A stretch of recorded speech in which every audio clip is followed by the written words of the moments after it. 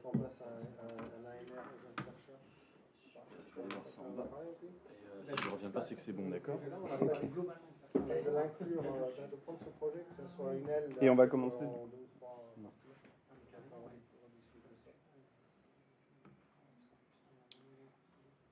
Should we start? Yeah.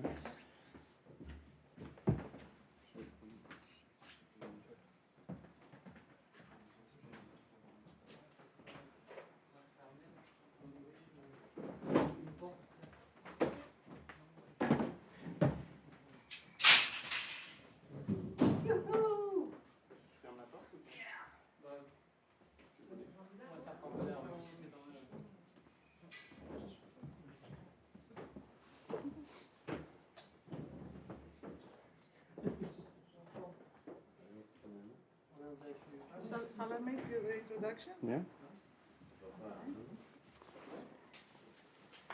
Okay, so it is a great pleasure to be here in Paris. I haven't been since, obviously, before the pandemic and all that. So it's great to come out for Jeremy Vachet for the launch of his book on fantasy, neoliberalism and precariousness. Just to say that because it is in our series, Digital Activism and Society, that I edit with Emerald, I was kind of very pushy, I think is the word, or assertive, in trying to persuade Jeremy to do his book out of his thesis. And I'm very happy that he indeed decided to do the book. I want to say a few words in terms of an introduction of why at least I think is helpful and brilliant in many ways. I think that because Jeremy has looked, and that's what the PhD is beautiful for, is spend like a very long time on a specific subject, and that's why I think it's great to see PhD thesis in particular like turned into a book.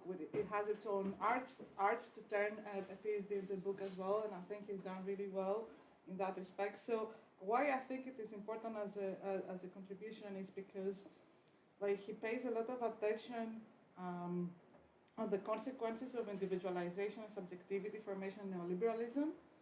Okay, and also shows what pathologies might be emerging there in relation to freedom against neoliberalism, self-realization attempts by artists and others in creative industry, recognition, or the anxiety that might be motivating individuals in this industry. Also, the importance of variables such as social structure and precarity, precariousness, social class, and also social class background, for example, and what forms of coping strategy these individuals, like Jeremy's research participants, are actually what coping strategies they have to escape the class or other kind of conditions they're in. And also, I think that some of the strategies that are linked with bohemianism, or for example, strategies in relation to middle class participants finding refuge in bohemianism, or is this like a moment of the precariousness for the middle class, and so on, or how can we perhaps learn from what is happening here in Jeremy's research to compare other countries that might have entirely different social stratifications, for example, or socioeconomic cultures, and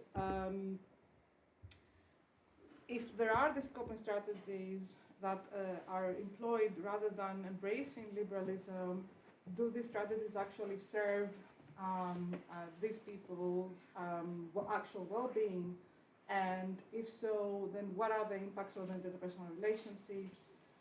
And I think the most important contribution for me that I do find wonderful about the book is about the delusion of grandeur and fantasy and feelings of omnipotence and hope that are involved in experimenting with this kind of like intellectualized displacing, the levels of misrecognition, denial, and cynical detachment that are going on here with these people, and our mechanisms of coping against this neoliberal predicament, right?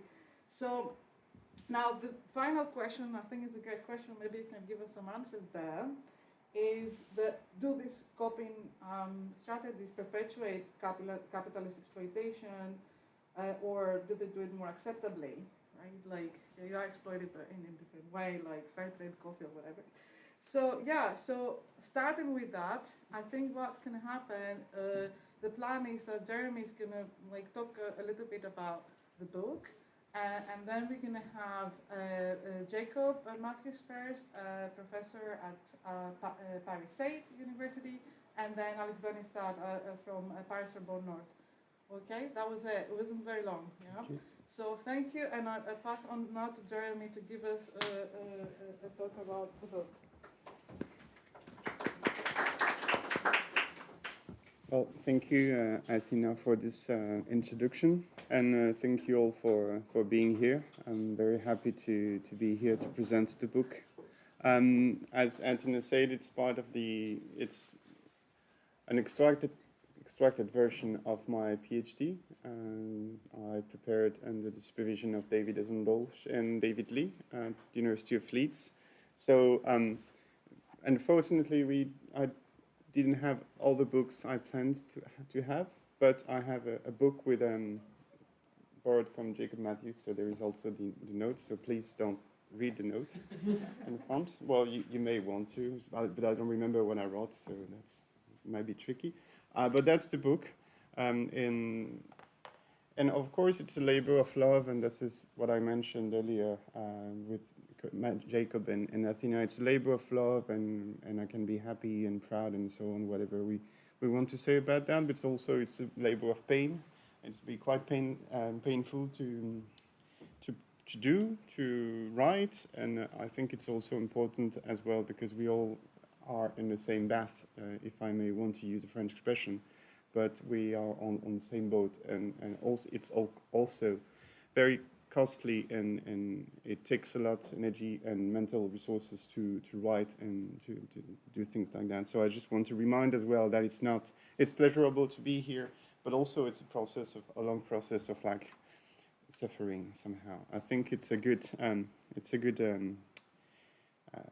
reflection, and it mirrors what I want to present about this book, because this book, I'm starting by why I wrote this book, why I wrote this PhD, is because I played music and I worked in the music industry for a couple of years, and I've noticed that people were like, besides the self-realization, besides the goal, the drive, the labor of love, the will to work in this industry, it was actually very painful for many people. So I noticed high level of anxiety, reproduction of like social inequalities, based on gender, based on race, based on social class background, and so I've noticed that it was not so.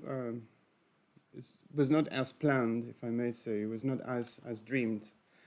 So people were suffering in this industry. So I started to work on this during my master thesis and then the PhD, and it actually ended up starting from the music industry and musicians. It actually made me reflect on wider perspective, political and economic perspective, like why maybe considering that because they're are considered as the canaries of the coal mine, meaning that actually musicians, cultural workers, maybe represent the future of work. And if they represent the future of work, well, it's quite not so good. It's not a utopia. It's closer to a dystopia, actually. So looking at that, it allowed me to actually have a better reflection, maybe socio-political changes. And what I tried to do in this book is to create links between political economy and sociology, and also something that we're not so familiar with in France, the psychosocial. So I found, looking at that, I found that neoliberalism, as we understand it, and as well, it's not so used in France. It's more common to use this term in England or in UK, in the Anglo-Saxon tradition. Well, neoliberalism is not, the main goal is not the economy, actually. The economy is the method, as Margaret Thatcher said, the economy is the method, the goal is to change the soul. So looking at that, and I've noticed that, yes, the goal is to change the soul of individuals. So looking at that, plus what we call sociology of individualization, also, not now, this is Paolo, my friend, and but I'm sorry, I won't take this. Maybe it's not. Yes, no, sorry. So yeah, we have that, and in a context of so going from like neoliberalism to sociology of individualization, in a context where all what we call social institutions are not so doesn't give us the same roadmap as before. We can be wherever we want, but also that's kind of like a neoliberal dream as well, because of course social inequalities and social constraints remain present. So it's kind of like forced individualization or forced self-realization that the Frankfurt School, for instance, is talking about, or in Giddens in the UK, or also French writers. We know Sociologie d'individuation de Saint-Gly, for instance, or Ehrenberg, and and even in Bourdieu, we may find some things in there. So that's for the but what I found in looking at the literature in the UK mostly, looking at the working conditions in the cultural and creative industries, I was always like struck by something. There was always a what. So what can we extract from that? I mean, we know the work is problematic in those industries. We know there's high level of working conditions are very bad, and also social injustice. But the what thing after that, what can we extract from that and remain? So I wanted to see if we could explore that in a more psychoanalytic way almost, or in a more psychosocial way, trying to make a link between neoliberalism and its impact on people. So that's what I tried to do, and I found that, yes, we may try to find some link between an economic system or the political system and its impact on individuals. And that's quite tricky because then you have to be use a multidisciplinary approach or transdisciplinary approach. And the tricky thing is that you may start to use concepts and empty them from their substance. So it's quite like it's a dodgy. It was a very dodgy adventure somehow, like trying to use those concepts and explore this concept without empty them from their substance. At the same time that I was making a critique of some like self-help books, for instance, doing exactly the same, using those concepts by emptied from their substance. And so what I found, just quite quickly, what I found is that people, neoliberalism creates a system where everything is precarious. Like, and even Bourdieu was talking la précarité est partout. Everything is precarious. So it's not only about work. I mean, we can draw on the autonomous Marxist, for instance, saying like the précarité in work, but precariousness is everywhere. That's the reason why I use precariousness and not precarity, because precariousness in that sense is broader. And so it's precarious, our life is precarious in terms of relationship, in terms of like our relation to the world, in terms of work, of course, but everything becomes precarious. So that's kind of like the drawbacks of this kind of like freedom I mentioned. It's so, and we have, I mean, Eric Fromm was talking freedom from or freedom to. There is this distinction we can make because we are more free to choose wherever we want. But with this freedom comes a burden, and with this burden comes high-level anxiety, for instance, and also problems with self-esteem, problems with recognition, and also a problematic narcissism as well. And then in the book, I go back to this concept, anxiety, narcissism, and recognition, and self-esteem, and how self-esteem and narcissism work together, because narcissism, as we use this word on a daily basis, maybe But actually, a bit of narcissism is actually necessary. It's like anxiety, actually. But when we talk about narcissism on a daily basis, it's actually when it's problematic. So I'm trying to make this argument that actually impacts all these spheres of individuals. And what I found is that, yes, people do. So people are not necessarily more narcissistic. But I found that neoliberalism, by increasing precariousness, encompassing all aspects of life, such as work, housing, relationship with others, affects cultural workers' experience of life. So rather than being transformed into subjects who willingly embrace neoliberal incentives, but nevertheless feel compelled to take responsibility for themselves, participants develop, albeit differently depending on the gender, ethnic, social class background, a complex set of coping strategies and defense mechanisms which ultimately prevent them from flourishing. Because at the core of the neoliberal project, there is also this idea that we are autonomous. We're taking care of ourselves. And we develop a kind of like entrepreneurial approach to daily life. And we take responsibility for ourselves. And that is, of course, that doesn't take all forms like social injustice we observe, but also that doesn't take into account the fact that we are not always able to take responsibility for ourselves. And also, it creates also other problems, such as our subjectivity, our capacity also to consider things as they are. I mean, judgment, for instance. We often make bad judgments, or that ask this question of like, how are we able to judge things correctly? That's the reason why around the book I also wanted to create a normative framework. So this term normative can be weird in the context of social sciences, but actually I think it's important to use. So I went back to moral philosophy here to write, to develop normative theoretical framework considering the good life. So it draws on a post-Aristotelian concept of the good life.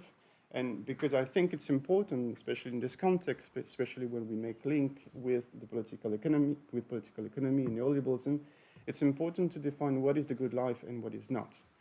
Because if that reminds the what if question. I mean, sometimes if we want to be critical also, I believe we can also use a normative approach. And there is a part where I try to see where the critical approach and the normative approach can actually fit together.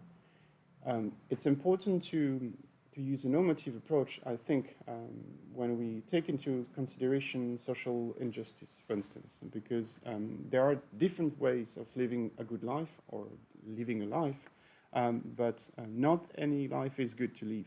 So that's the reason why I think we should be pluralist, saying that we may want to live our life very differently, and we can respect that, but not any life is good to live. So we should not be relativist in that sense. Because being relativist,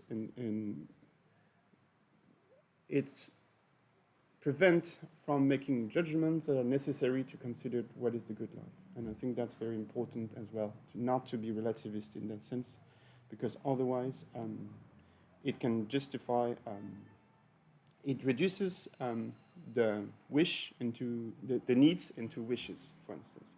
There are basic needs in life that we have. And in order, by using a normative approach, we can respect or give respect to these needs in life. So Martin Nussbaum lists a set of capabilities, basic needs in life, and from these basic needs, we can actually draw a line and use this normative approach.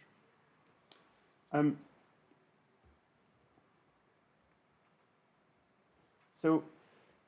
Last thing before we talk a bit more, and I let other people talking as well. So people develop coping strategies because the present is unbearable in many ways. We don't have any roadmap. We don't know where to go. So the present becomes unbearable in many aspects. So in order to that's the argument. In order to survive mentally, we live in fantasy somehow. We develop a complex set of coping strategies and defense mechanisms that are conscious and unconscious as well. So there's kind of like bohemianism, as Athina said, but also kind of like Don Quixote like a behavior. There is denial, there is intellectualization, there is rationalization. All these aspects help us to cope with the present. The problem with coping with the present, and in that sense, is that it is not good on the mid basis and on the long-term basis. That those coping strategies prevent us from the good life and from flourishing. So this is what I found in using interviews and participative observation and drawing on a psychosocial approach. And I do hope that I was clear, and also let me know if you want a copy of the book. I should not say that, should I? May I? Okay. But anyway, happy to answer questions, and thank you again for being here. It's good to see you. Yeah.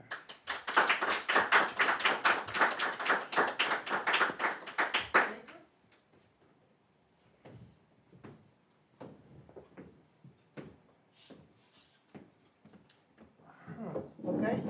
I'm going to read from what I prepared, from notes that I took when reading your book some weeks ago. I'd like to begin by pointing to the wide and weighty theoretical foundations of Jeremy's book.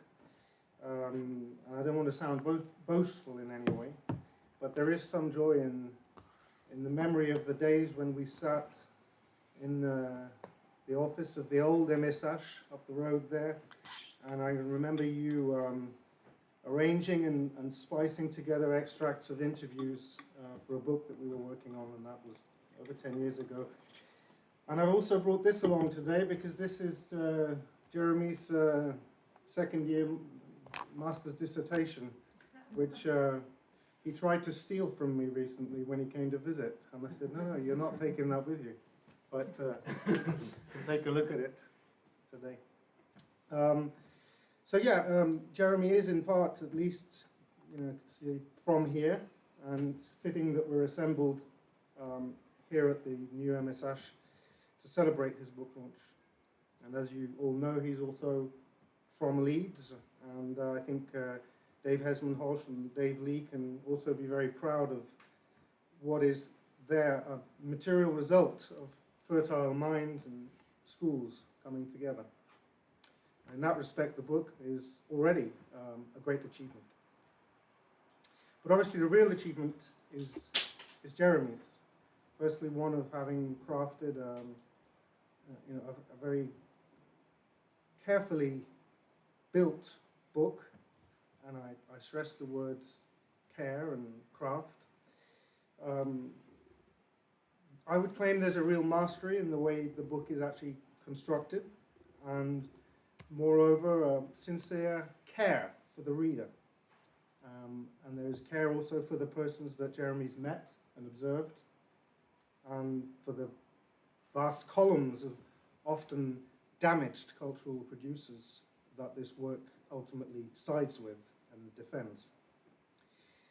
At one point, Jeremy reminds us that he's indebted to a wide range of theoretical works that critique, and I quote, how social structures often prevent individuals from developing a safe and grounded sense of themselves that could potentially lead to self-realization, while at the same time they are increasingly compelled to become autonomous, reflexive subjects. I'd say it's certain that with the study of your own, the debt towards the earlier works is settled. Another evident quality of your book is the impeccable, even beautiful presentation of the methodology.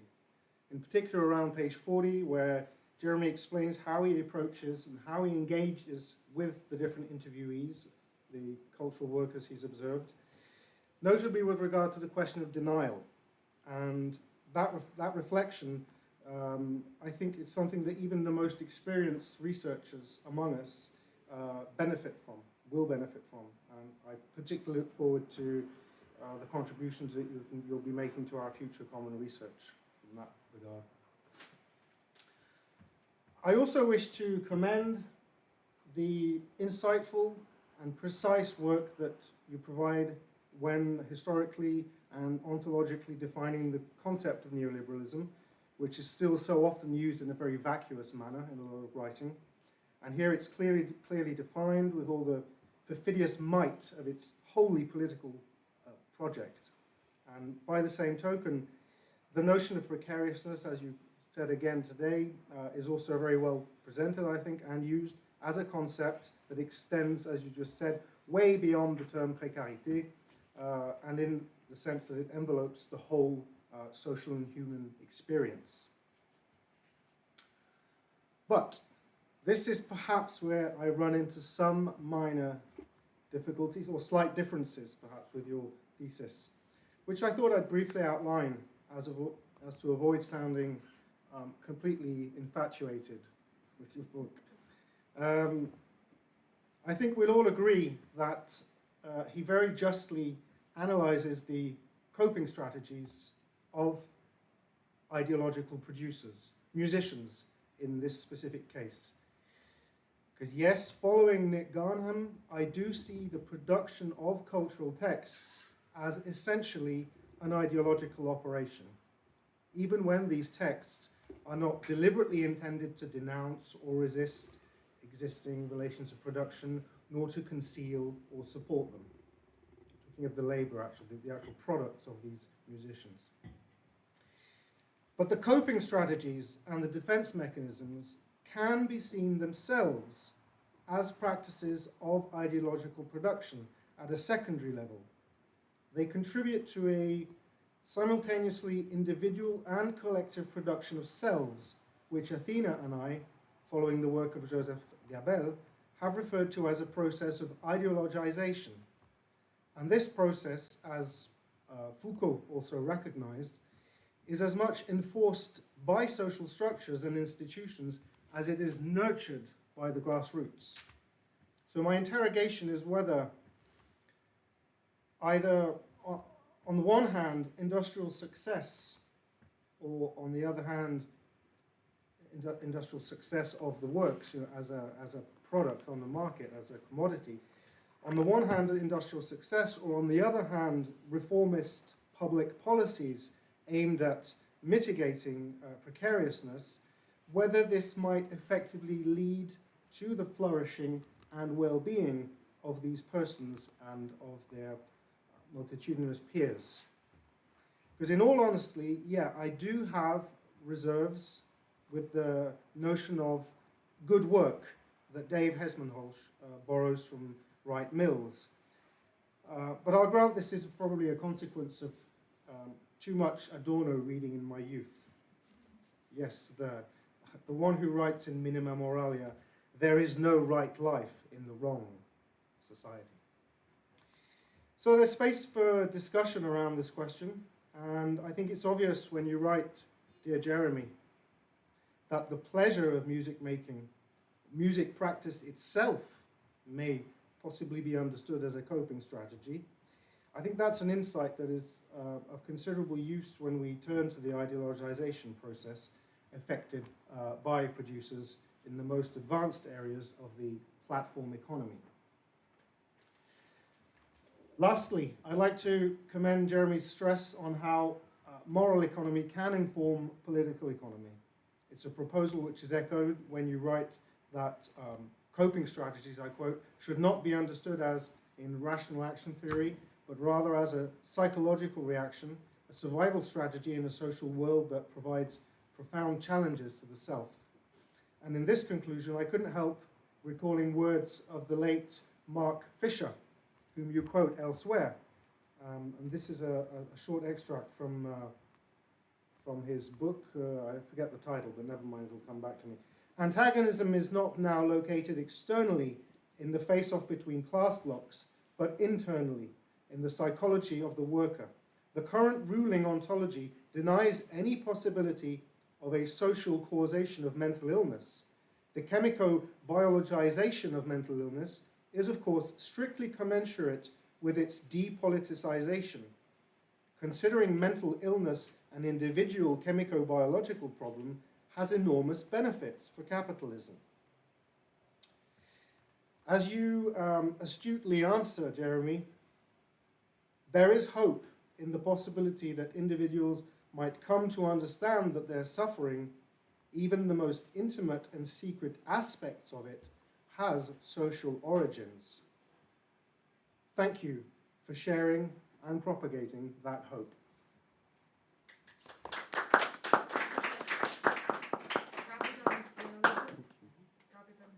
That's it, yeah. Thank you very much. Very good.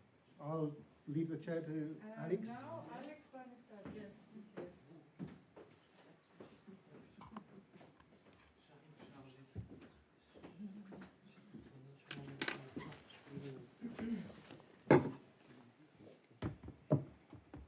Les figures de l'indépendance dans la nébuleuse de l'industrialisation.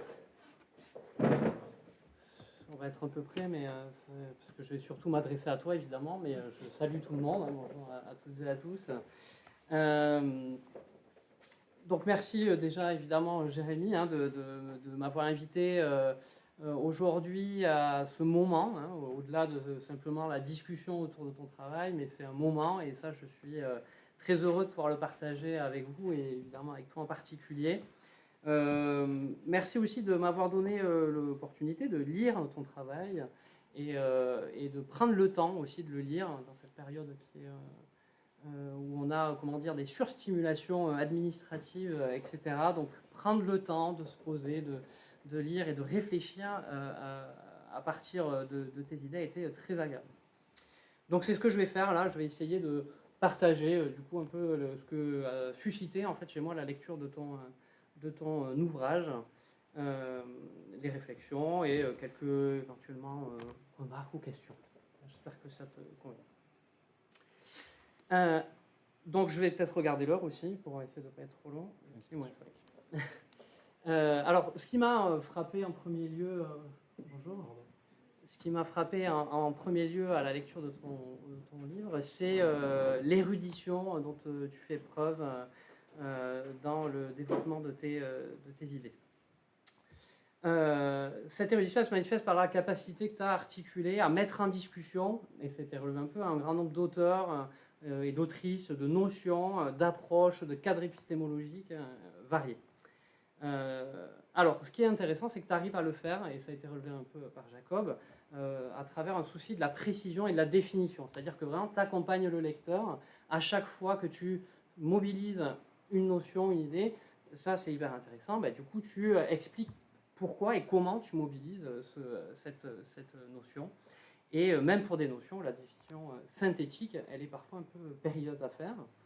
Hein, je pense, alors, on va y revenir hein, sur le néolibéralisme évidemment, mais sur les notions de précarité, d'anxiété, de narcissisme, tu as dit même de travail.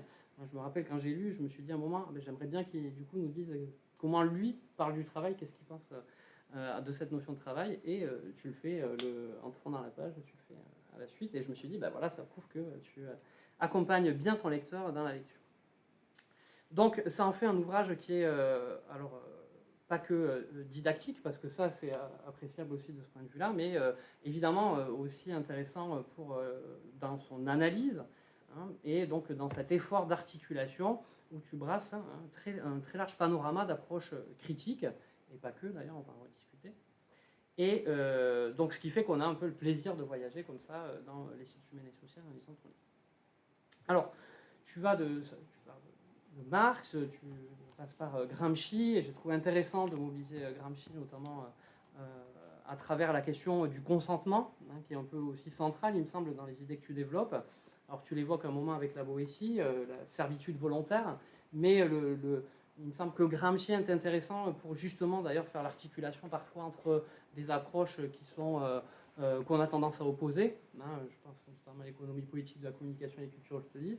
J'y reviendrai un petit peu, mais bref, donc ça me paraît intéressant. Donc tu vas aussi dans l'école de Francfort, et là dans les différentes générations de l'école de Francfort, hein, jusqu'à, j'ai envie de dire, aujourd'hui Axel Honneth.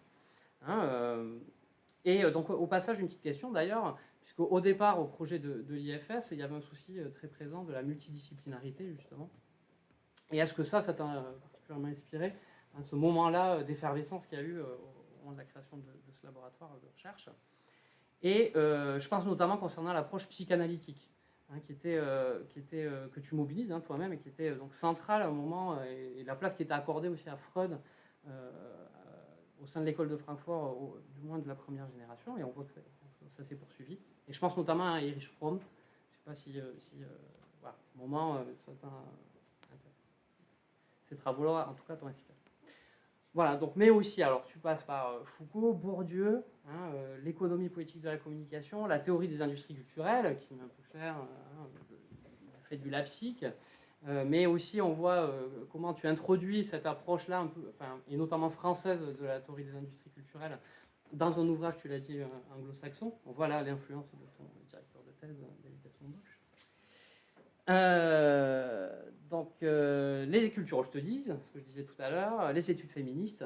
Et alors, au milieu de tout ça, donc la troisième voie empruntée par Anthony Giddens, qui te permet, me semble-t-il, de faire le pont avec les approches psychosociales que tu développes longuement et qui te permettent de répondre à ta problématique centrale, qui est donc de fournir, et là je te reprends, à travers l'observation des musiciens indépendants, une étude de cas de l'impact psychosocial du néolibéralisme sur les individus, où les stratégies des industries culturelles et le projet d'auto-formation sont imbriqués.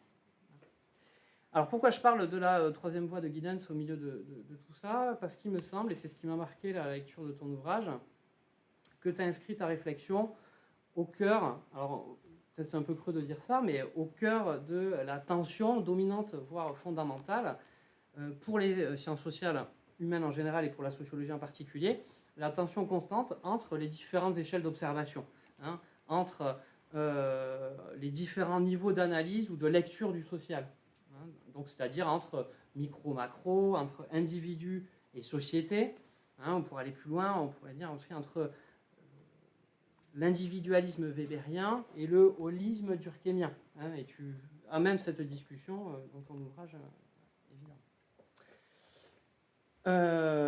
Bref, donc il me semble là que la pensée de Giddens, elle est un outil qui te permet d'articuler ces différents niveaux d'analyse, donc notamment à travers l'idée de dualité de la structure, donc par laquelle la pratique sociale, qui est la principale unité d'analyse, hein, y compris chez toi, a à la fois une composante structurelle et une composante qui est liée à l'agency, l'agentivité.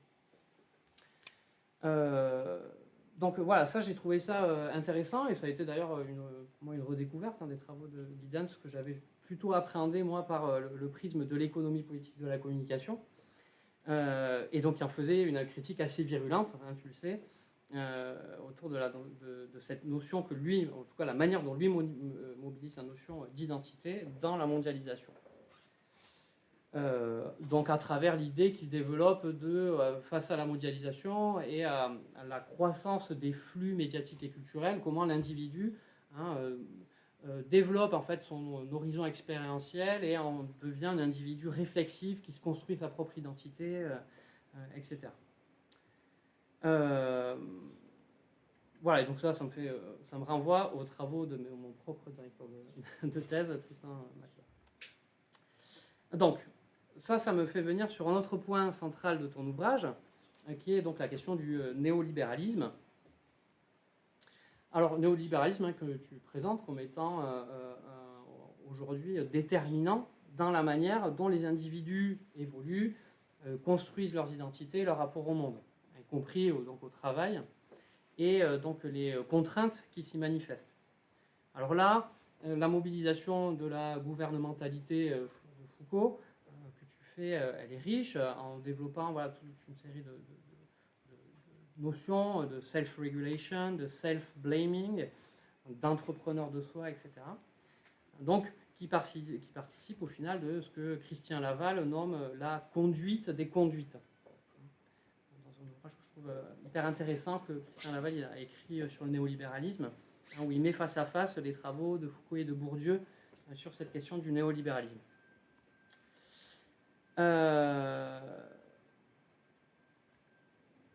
Donc une autre articulation, je passe sur certains éléments, hein, parce que j'ai pris beaucoup de notes, comme tu peux t'en rendre compte. Mais voilà, une autre articulation on voit là comment cette notion de néolibéralisme, elle permet une articulation entre l'individu et la société, quoi, entre la construction de soi et les contraintes qui s'imposent à l'individu dans cette construction et qui viennent plutôt du niveau structurel. Et donc, une autre articulation que permet la notion de néolibéralisme, elle est plutôt autour d'enjeux qui sont liés au territoire. Puisque donc, l'idée que tu développes, c'est de chercher à saisir une même activité, créative, musicale, etc., mais prise dans des contextes sociaux, politiques, culturels différents. Ça renvoie aux multiples terrains que tu as fait. Je ne sais plus si tu les as rappelés dans ta présentation, mais tu as été vas-y, rappelle-les pendant que je vois un petit peu. Les villes observées étaient Paris, Stockholm, San Francisco, Portland et Stockholm. Non, tu l'as dit. J'ai déjà dit. Paris, Stockholm, Brooklyn, San Francisco, Portland. Voilà. Ouais, c'est ça. Voilà, donc l'idée là, c'était plutôt de prendre cette activité, mais qui sont effectivement prises dans des contextes sociaux, politiques, culturels différents. Et la question là on pourrait dire des convergences versus spécificité locale, elle aurait pu être intéressante à traiter, quoi. C'est-à-dire comment en fait ces injonctions-là, ces contraintes-là, liées donc au néolibéralisme qui se globalise, prennent au corps en fait différemment selon les territoires où ils s'implantent. Bon, tu le fais pas, et d'ailleurs tu l'expliques très bien pourquoi tu le fais pas. Tu dis bien que ce livre ne tente pas d'effacer les différences locales entre les différents pays, donc qui inclut un développement différent du néolibéralisme, un rapport à l'éthique du travail et à l'État-providence, donc en particulier. Ce livre considère la similarité dans les conditions de vie et de travail d'un échantillon de travailleurs culturels situés dans différentes villes. Et tu poursuis, par conséquent, l'observation des travailleurs dans un contexte cosmopolite plutôt que dans un contexte national et pertinente. Okay, donc là, ça j'ai trouvé, tu justifies pourquoi tu ne vas pas étudier ces distinctions-là. Et je me suis dit, est-ce qu'il n'y aurait pas la volonté là aussi de dépasser un certain nationalisme méthodologique, qui est selon Dumitrou, un biais cognitif qui, si on le définit sommairement, consiste à comprendre le monde social en prenant l'État-nation pour unité d'analyse. Donc c'est ce qu'essayent de faire les études transnationales. Donc je ne sais pas si c'est des choses qui t'ont inspiré ou pas, mais en tout cas, on sent cette volonté-là justement de dépasser aussi quelque part ce cadre national-là. Bref, donc on voit rapidement à quel point tous les cadrages théoriques que tu amènes et que tu fais, et conceptuels, dans le livre, ils sont stimulants et poussent à la réflexion, donc évidemment par l'autoréflexion sur son propre travail. Moi, vraiment, ça m'a fait poser plein de questions sur ce que je faisais, et donc ce qui est aussi, je veux dire, l'objectif de tout travail scientifique. Donc c'est réussi de ce côté-là. Alors, ce que je voudrais enfin dire, c'est que le tout est soutenu par un appareillage méthodologique solide, tu l'as rappelé un peu, et qui est nourri d'une forte dose de réflexivité. Ça m'a particulièrement marqué, ça. Et c'est important ce que tu accordes à l'observation ethnographique dans son articulation avec l'entretien semi-directif. Là, je te cite, tu dis « L'observation participante avait une fonction cruciale dans ce livre. Par exemple, un participant peut faire des déclarations fortes sur une façon d'être lors d'un entretien, alors que son comportement quotidien, observé lors de l'observation participante, contredit ces déclarations. » Donc ce décalage-là entre le discours en fait et la pratique observée est vraiment intéressant, et moi ça m'a renvoyé à des travaux qu'on est en train de mener avec des collègues, avec Sarah Labelle et Christine Chevret, sur les pratiques en fait de découvrabilité sur les plateformes de streaming, notamment Netflix, où on mène des entretiens équipés, où on voit justement ce décalage entre ce qu'on nous raconte et en fait ce qu'ils font vraiment, quoi. Donc ça m'a, du coup, j'étais sensible à ce que tu as évoqué à ce propos.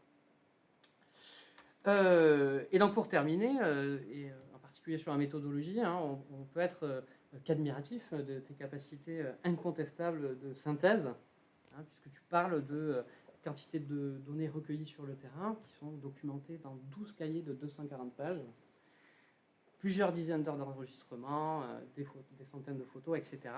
Et donc, tout ce matériau-là, finalement, que tu synthétises en 140 pages. Hein, donc, vraiment, c'est assez impressionnant. Donc, il y a une petite frustration en se disant ah, ben, il y a beaucoup de matériaux et ça pourrait être intéressant d'y avoir un peu plus accès. Mais en même temps, dans la partie où tu développes vraiment le terrain, tu brosses assez largement. Tu fais vraiment appel, tu mobilises les entretiens, les observations et tout. Donc ça, je veux dire, le terrain apparaît malgré tout, quoi. Donc ça, c'est aussi vachement intéressant. Alors un peu moins, juste peut-être une question sur le terrain de Stockholm. Donc je sais pas si question comme ça. Pourquoi il me semble que ce que tu as récolté à Stockholm est moins présent.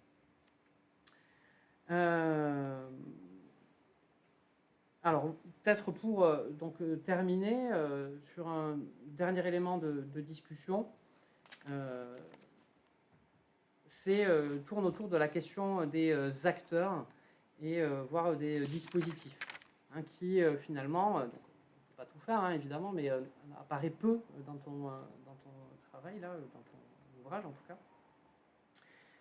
Et notamment, est-ce que on pourrait, je me suis demandé ça en te lisant, hein, est-ce que avec le développement d'outils, je pense aux outils numériques en particulier, donc notamment de plateformes, hein, qui permettent aussi une autonomie accrue des musiciens dans le déploiement de leur carrière, hein, est-ce qu'ils ces outils ne participent pas à maintenir, voire à prolonger ces carrières que tu décris très bien comme étant particulièrement précaires, hein, comme étant un peu au jour le jour, et donc où en fait ces musiciens s'accrocheraient à chaque nouvelle opportunité, donc à chaque nouvelle entrée d'argent, aussi ponctuelle soit-elle, hein, à chaque nouvel engagement de fans, de likes, de suivi, d'engagement sur les réseaux sociaux, etc. Et donc qui considéraient comme autant d'appels à poursuivre en fait l'activité malgré les conditions difficiles ou indécentes dans lesquelles ils et elles travaillent. Voilà, donc je vais m'arrêter là sur les quelques commentaires et réflexions qu'a suscité ton ouvrage, mais je te félicite encore pour la publication de ce livre et te remercie une nouvelle fois de cette invitation.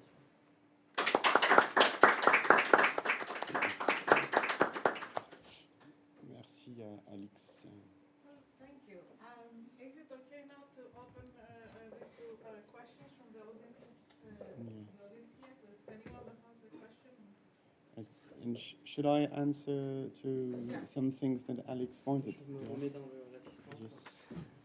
I also had a question at the beginning. You don't remember it, but anyway, after Alex first. Okay.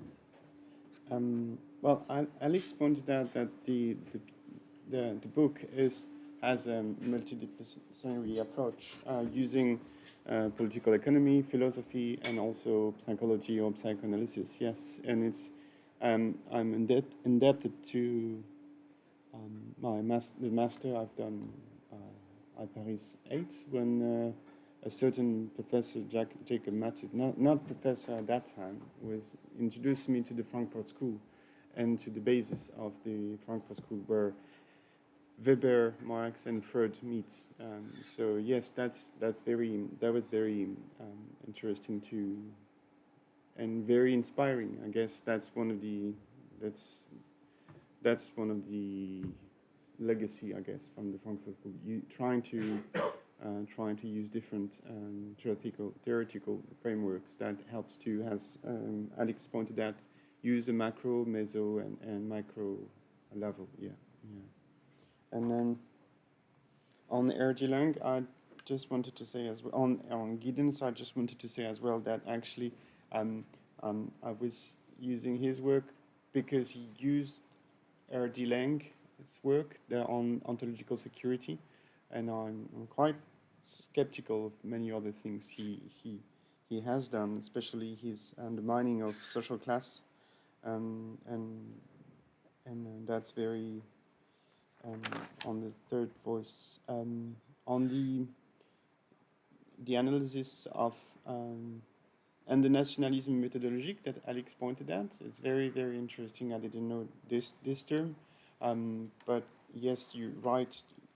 Pointing that I used, I tried to extract commonalities between cities and not I did not a comparison of cities. Yes, I mean you have some work from Beck, Macroby, Scharf, or even Apadurai, who done similar works, and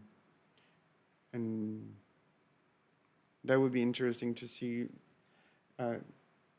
discussion about acteur et dispositif as well.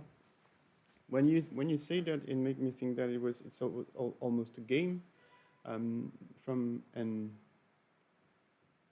and someone who is addicted to gambling somehow. I had this image in head where you produce using platforms is as dangerous for people as when you're addicted to gambling, just like helping you to gamble online. So you have a new follower, and then there is always the hope that it will work. So I just don't know. It's a commentary. Maybe we can continue this discussion. Yeah. Thank you so much for this presentation, and thank you so much as well for Jacob. I just realized that actually the best way to have people reading your work is just to invite them to talk at an event. Yeah. And on Stockholm, it's a good point that I haven't noticed. Yes, I do have. Well, I use some preliminary work I've done before the PhD. I mean, the master thesis was mostly in Stockholm. So I have a lot of material, and I came back to Stockholm to also do other interviews.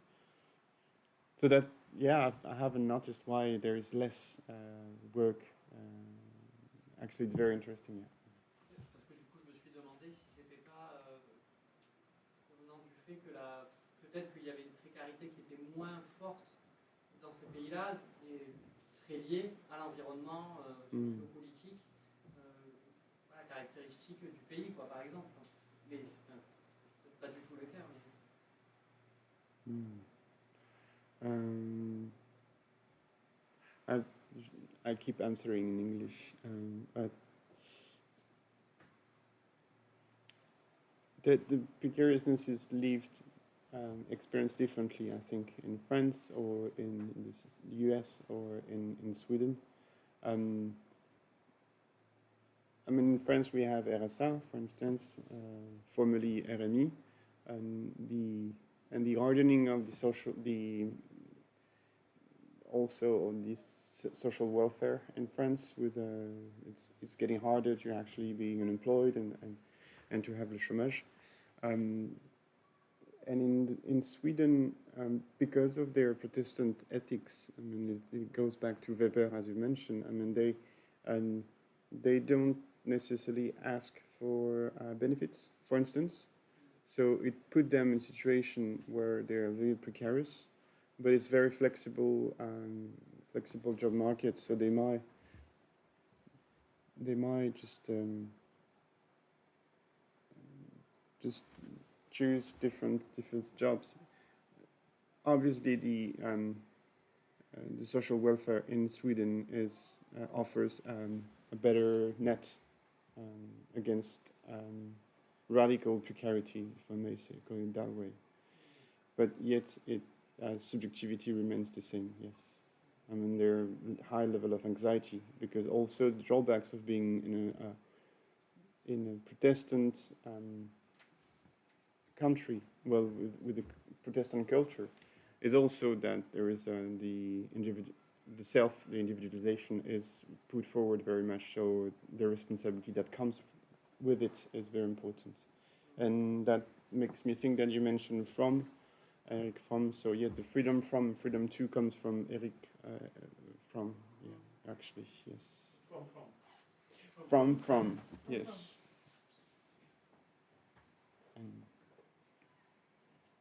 Well, I have a question, because we were Philippe Bouquillon, who at one time began directing a doctoral research that you began here in France, Jeremy.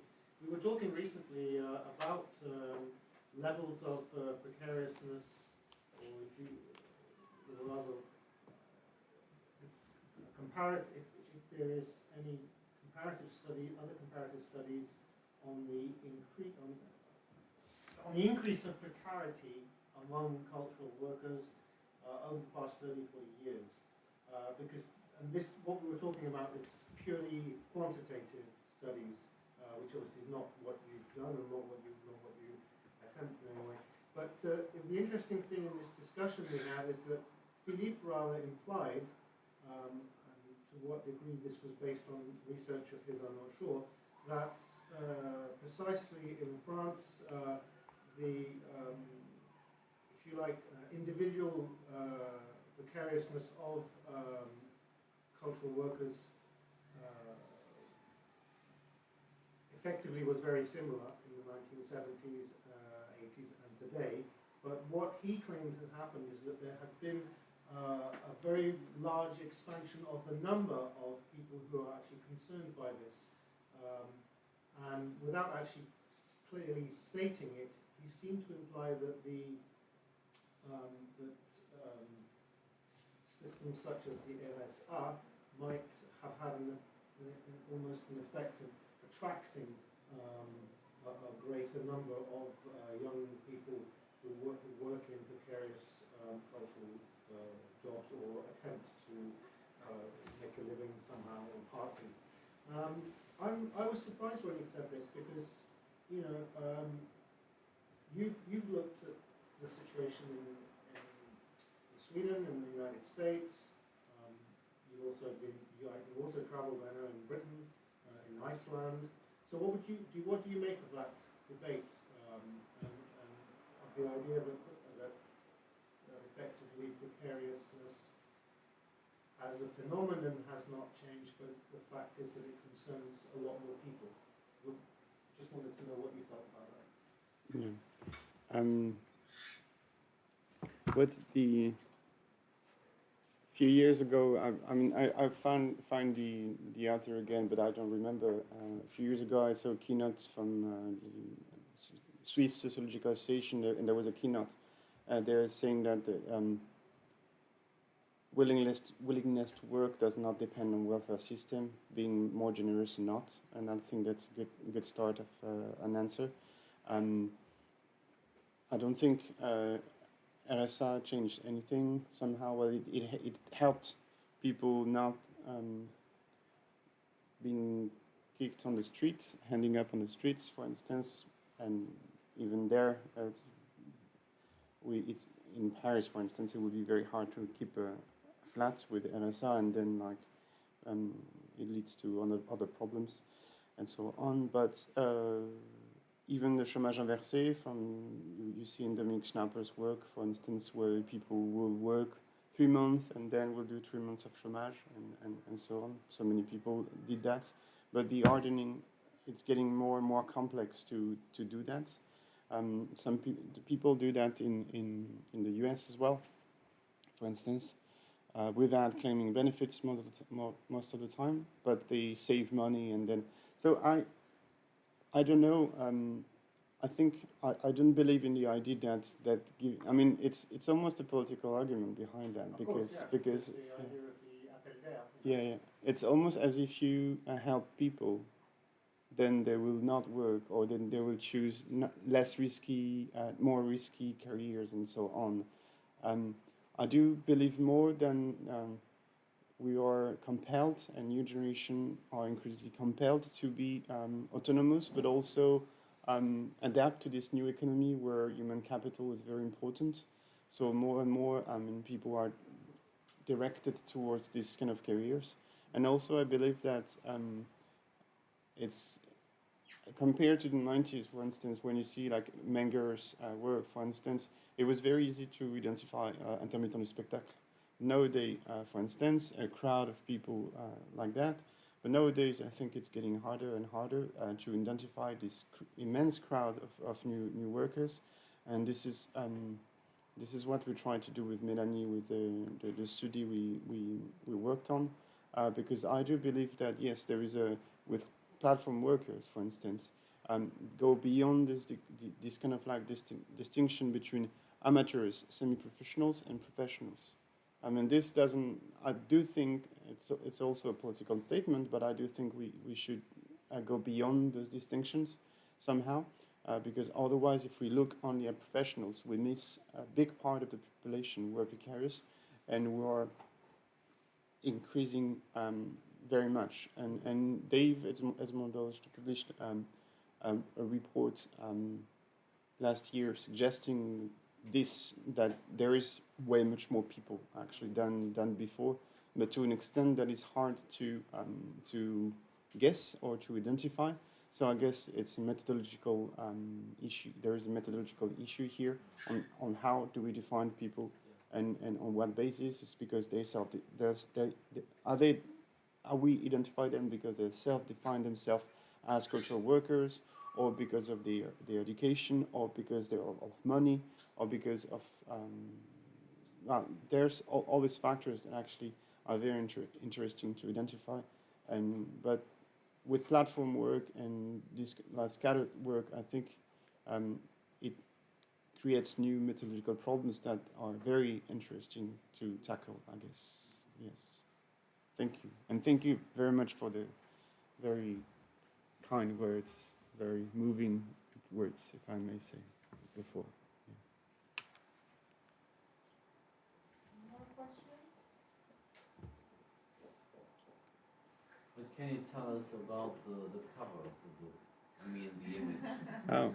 Yeah, let's go back to that. Materiality. Let's go back to materiality. The cover of the book is made by Marion Eluin du Nord. She's my sister. Ah, okay. And it's a photo of a lake, a mountain lake in Ariège, where I grew up. And the photo, I've seen this photo last Christmas, and I was like, I love this photo, so I will have it on the cover. And so I actually paid that because she's precarious, so you cannot write a book on precarity and then steal the work of someone else. Yeah. And she told me that actually she took this photo like a long time ago with a camera I offered to her a long time ago. Yeah.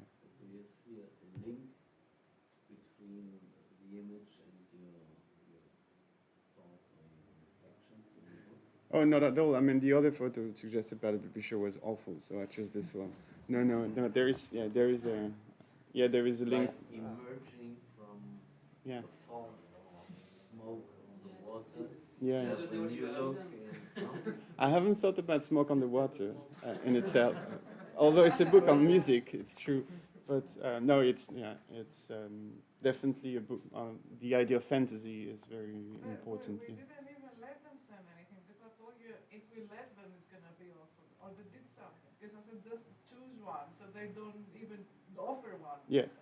So they didn't even do one because we said you're gonna choose one. Yeah. So they didn't actually even have the chance to do one. I just said no, you're gonna choose one. They suggested another one. They did? Yeah. Oh, I didn't see that. It's Interesting.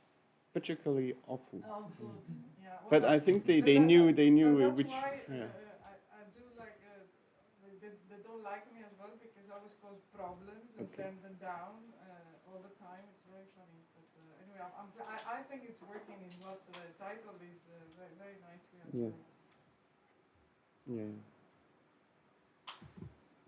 Anyone else? No? well, I have a more serious, even more serious. Neumann, you're here. Like I'm so grateful. What have you done? No, I mean, it was you who were bringing up this psychoanalytic aspect of your work, so I'm thinking about the image, but I have a more academical question. So, this stuff about neoliberalism.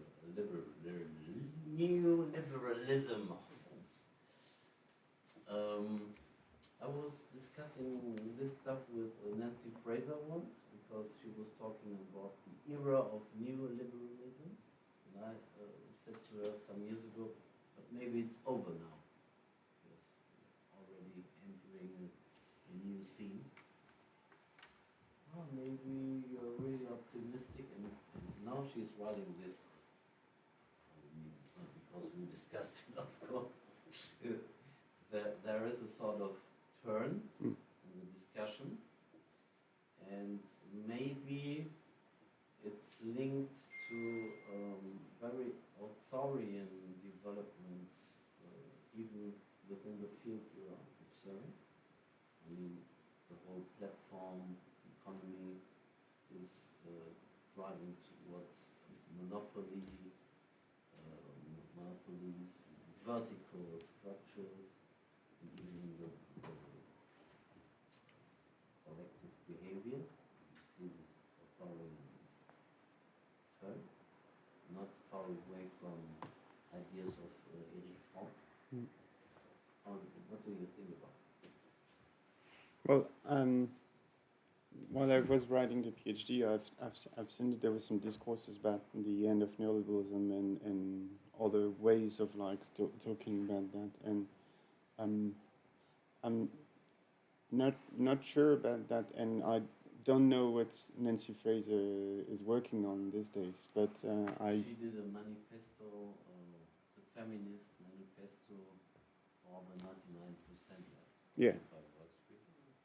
Other colleagues. Inside this, you have this idea. Maybe we're entering a new scene. We may. I don't know, but what I can say is that this book is about the effect of something that happened, and how something that happened create new forms of subjectivities. So Nancy Fraser, I guess, is looking at the future, is looking at what is happening and how it can lead to new forms of like a political and economic system. But I guess in here is how the neoliberalism has changed subjectivity of individual, and I using Fromm, but also Fraser's work and this discussion between Fraser and Onnitz, for instance, on politics of recognitions, but also on neoliberal feminism as well. Some parts are in there, and from Fraser's work that I like very much on how a certain version, this kind of like theory of emancipation, that is feminism, has been also co-opted by the market as neoliberal feminism, and how the critique actually we see that in feminism, but also in self-development or emancipation, how something that is here for social justice or for the good life, those theories of emancipation can be at certain point co-opted also. And Nancy Fraser was saying that I'm actually like pulling my hair, realizing that I've been working and being a militant for like decades, and suddenly I've seen those people co-opting feminism. So it's very interesting, I think. I like this discussion, which was published in English and in German, but not in French.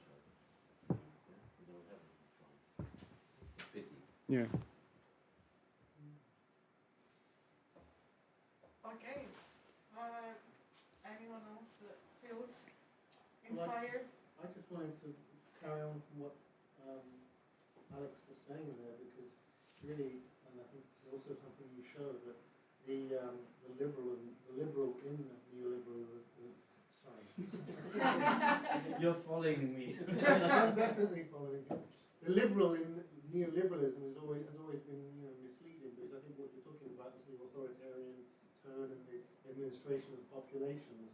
But actually, that I get my general impression is that follows on from neoliberalism very well, in the sense that Alix was talking about la conduite des conduites, the author, I forget. Laval, yeah.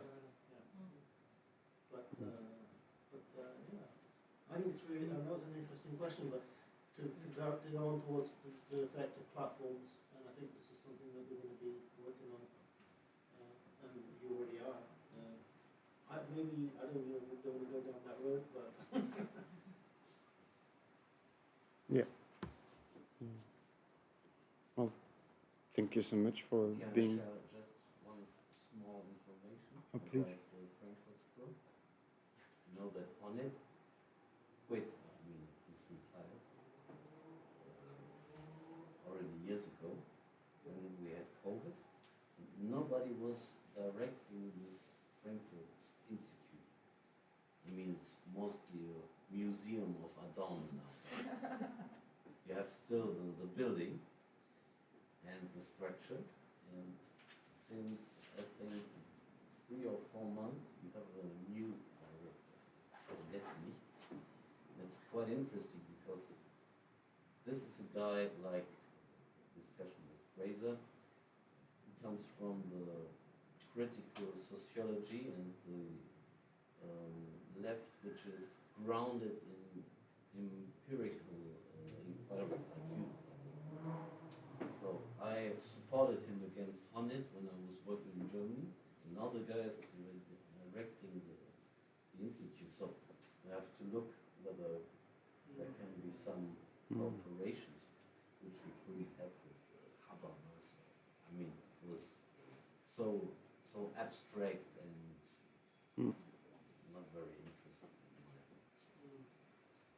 Maybe there are new perspectives, even on this institutional hardcore level, not only discussing the stuff in a rather informal way. I know, because also there's going to be a lot of research now about the pandemic impact on cultural workers in particular, because there were all these unemployed, furloughed parts of the population, and the insult, for example, in the UK, the insult of the government was that, you were a ballerina or like a ballet dancer, now you can be in cybersecurity. There was this insult in adverts that, okay, you trained for a career in that, but now suddenly you can do something else that we want you to do. And I was thinking as well about the forced entrepreneurialism that you talk about. I think it's very important in places. I have a PhD student that is doing her thesis on the new vision in Saudi Arabia. It's called Vision 2030. That is a very neoliberal document, actually written in the UK. And in that document, suddenly women are seen as assets, labor assets and assets for the economy, and they're encouraged to go on Instagram and become social media entrepreneurs, right? And of course that involves the presentation and the visibility, new ways of visibility for women in Saudi Arabia that traditionally, it's only recently that there's the end of guardianship and the right to drive and so on, and suddenly they're required to perform in the attention economy with new visualities and also entering the workforce. The issues are, around, for example, how they talk to their male colleagues because they weren't in the workplace. It's like etiquette developing that wasn't even there, and this effort by the government to force this, specifically that women should be in the social media sector because whatever. So I think this is very interesting because, of course, you looked at countries that are at the center of the neoliberal game, right? But then you have countries in the global south, and you have countries that already are in authoritarian model inside the authoritarian model, like in China or like in the Middle East or elsewhere. And what is interesting is that it has gone beyond the biopolitical and kind of thing completely. Like this is about creating tools and products that people are creating. Are themselves not just the products, but they are actually performing beyond being products. That they're like a walking advertisement for their own what they want to sell. And in situations like in the Ukraine and Russia situation, the Russian splinternet scenario was that it wasn't just about politics. It was people needed to be on these platforms that they were censored by the West to sell their products online, right? It wasn't just about the politics. People had to like completely find new ways to access the platform economy to sell their stuff. It wasn't just like censor the politics. So there's like very interesting questions around like the authoritarian situation, that what is moving there, or is it neoliberal if all the time the state is called to be the welfare state now because of the pandemic, and like so what is neoliberal model is like very limited government, right, and cutting down the welfare, but with the pandemic you have the result of the welfare state coming back and people talking about this is a new phase, it's not phase of neoliberalism, it's a new thing altogether, and what is it, So, sorry, I was very inspired by discussions. I thought I'd say something. No, I think it's,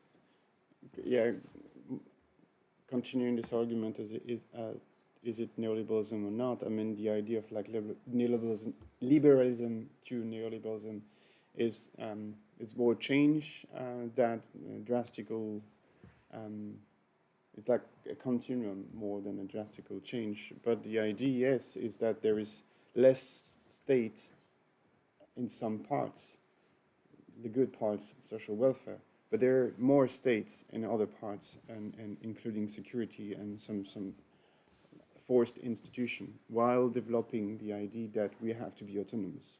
So in that sense, that's maybe something it's just maybe the next stage of neoliberalism, or it's a continuum again. I don't think it's a drastic change. And because on the platforms you do have the infrastructures, but also you have the entrepreneurial ethos. So in that sense, the neoliberal understanding of I think it's working in there.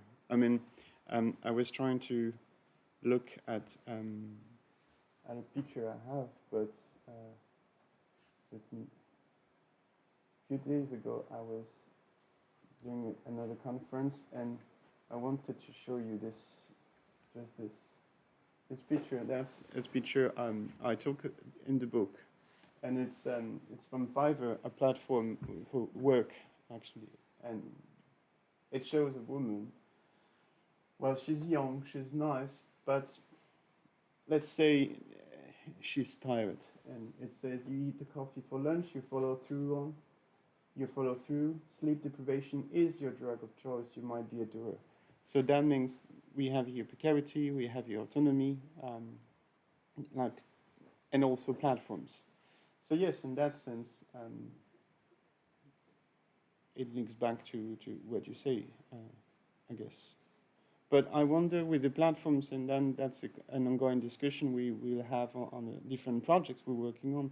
But on the platform, I think there is also the arrival of a new ethos, the ethos of those who made the Silicon Valley, for instance. I mean, they have an anarchist way of thinking about the state. They see the state as a problem. So they're not, in that sense, they're not neoliberal. Yeah.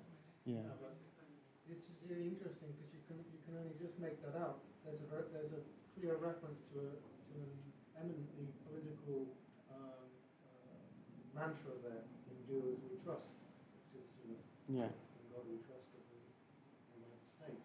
So I think that's it says something. I mean, it would lead to like future work that we doing all together, I guess, in this kind of like new ethos. It's partly neoliberal, but also it has possibly other grounding, theoretical grounding in it, I guess. No? Yes. Thank you for the great presentation and inciting me to a very inspiring work. I have a question that's more of an opening question, but yet very self-centered. Can you say something about the similarities, if you can, between labor in music industries and what we know today as scholars? Because you referred to work in music industries as the future of work. And listening to you, it's very obvious that there are many similarities between how we work in academia today.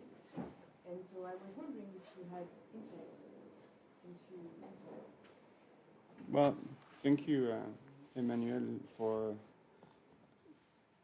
asking this question.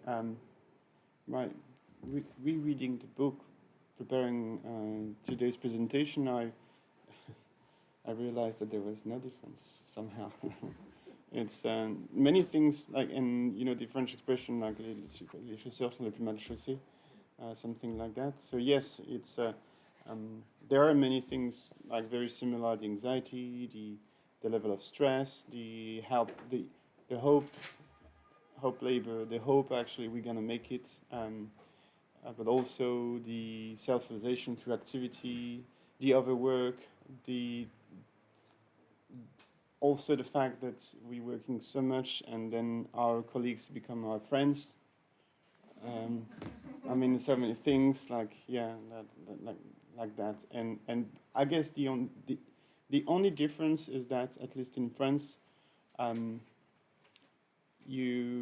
once you get a permanent job, you're safe in the sense that you know how to pay your rent, but the level of work is even higher. Oh, okay, that's true.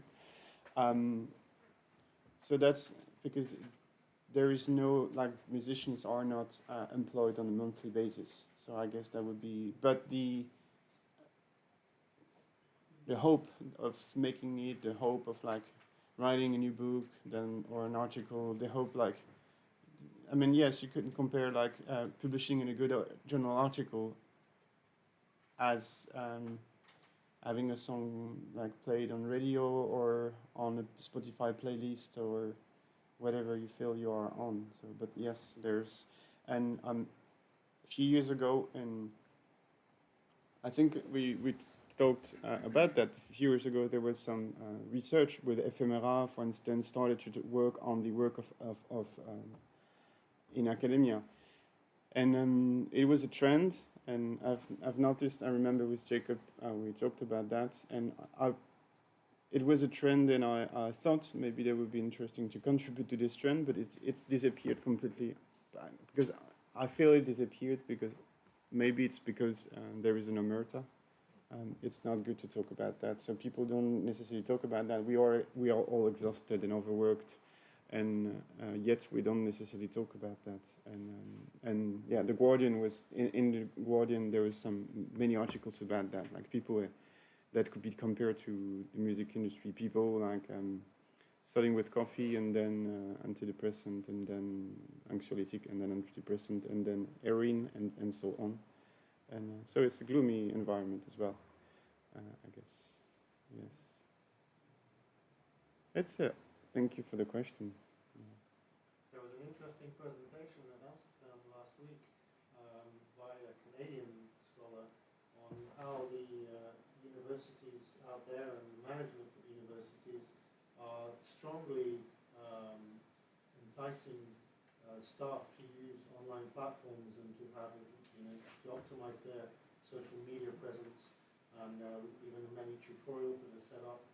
And the interesting thing, I think, which relates to your work, is that she showed that as a consequence of this, that an indirect consequence of this is a rise in mental health problems, notably related to the huge surge of harassment and hate-based exchanges that these platforms are characterized by, and that whole element. We're not there yet, but I think there's a train that's heading that way at high speed. Yeah, but I think there are people who are still working on that. Actually, I think Emmanuel Savignac is actually working on that to some extent, and also the gamification, how these platforms, how these platforms, as you said earlier on, they entice you to be in this constant waiting game. And but of course, it's not a game, is it? Well, not as we know games. Okay, shall we take some drinks? Time. Hey, thank you very much. Thank you. Thank you. Thank you, Athina.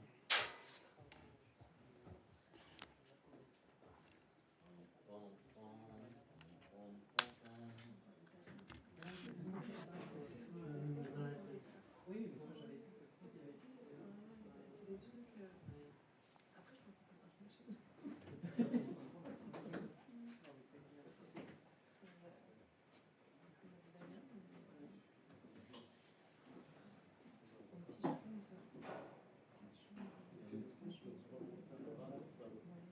can't get over how you can have like outside smoking facility here outside the thing. It's brilliant. Like in the UK, you have to go all the way down outside. Alors, il y avait des followers.